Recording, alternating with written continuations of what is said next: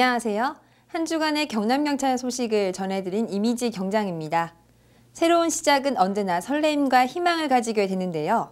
경남경찰청에서는 신임경찰 14명을 새 식구로 맞이했습니다.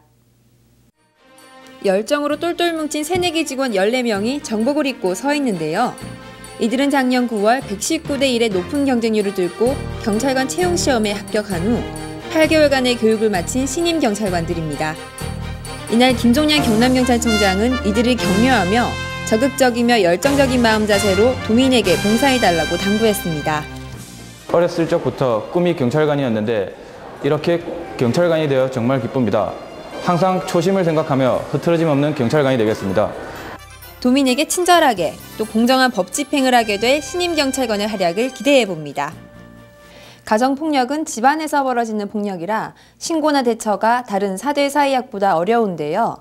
가정폭력은 더 이상 집안일이 아닌 심각한 사회 문제라는 인식의 전환이 필요합니다. 진주경찰서는 지난 1일 진주의 한 주택에서 아내의 불륜을 의심한 남편이 아내를 폭행해 숨지게 한 혐의로 남편을 구속했습니다.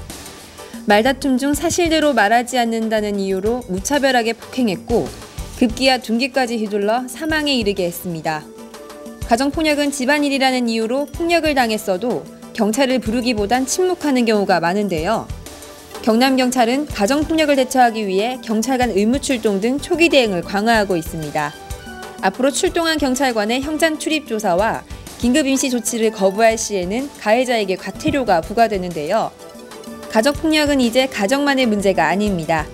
긴급한 상황에는 112 신고와 여성 긴급전화 1366을 이용해 도움을 요청할 수가 있습니다. 경남경찰청 마약수사대는 마약사범 검거를 위한 집중단속에 들어갔는데요. 은밀하게 퍼지고 있는 마약사범 근절을 위해서는 시민들의 적극적인 신고가 필요합니다. 경남경찰청 마약수사대는 지난 3개월 동안 창원 고성 등 경남 일원에 필로폰을 밀매 공급한 중간 판매책 7명과 이들로부터 필로폰을 구입 상습 투약한 투약사범 23명 등 총 30명을 검거했습니다. 검거된 피의자는 남성이 96% 이상을 차지했고 연령대는 40대가 가장 많았고 30대가 그 뒤를 이었습니다. 직업은 무직이 50% 이상이며 회사원도 6.7%를 차지했습니다.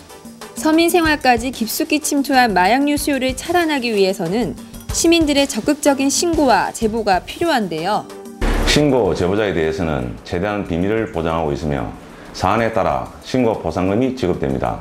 마약 범죄는 은밀하게 확산되는 경우가 많습니다. 이를 방지하기 위해 상시 단속체계 구축 등 강력한 단속을 전개나갈 방침입니다. 사천경찰서는 경찰관의 수신호로 안전하고 활기찬 출근길을 만들고 있다는데요. 호악소리가 들리는 그 현장으로 가봤습니다. 지난 1일 사천시 동금동 소재 동금교차로입니다. 교통경찰관의 수신호에 따라 차량들이 움직이는데요. 사천경찰서는 여름철 전력수급 비상시 교통신호기 정전을 대비해 이번 수신호 대회를 진행했다고 합니다. 사천시의 3개의 주요 교차로에서 여름철 7월, 8월 2개월 동안 1일, 21일 아침 8시에 교통경찰과 모범운전자 20여 명과 함께 교통관리를 실시합니다. 교통사고 예방을 위한 홍보전단지로 안전운전 캠페인 또한 빠질 수가 없는데요. 시민이 직접 체감하고 도민이 감동할 수 있는 주민 친화적인 경찰의 노력은 계속 진행됩니다. 2차 교통사고는 일반 교통사고보다 치사율이 2배나 높은 만큼 위험합니다.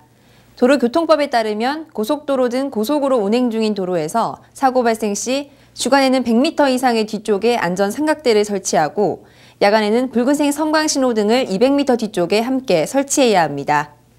대형 참사를 일으킬 수 있는 2차 사고를 예방하기 위해선 운전자와 탑승자는 반드시 차에 내려 갓길 밖으로 대피하고 고장 및 사고 발생 사실을 신고하셔야 합니다. 이상으로 경남경찰 리포트를 마칩니다. 감사합니다.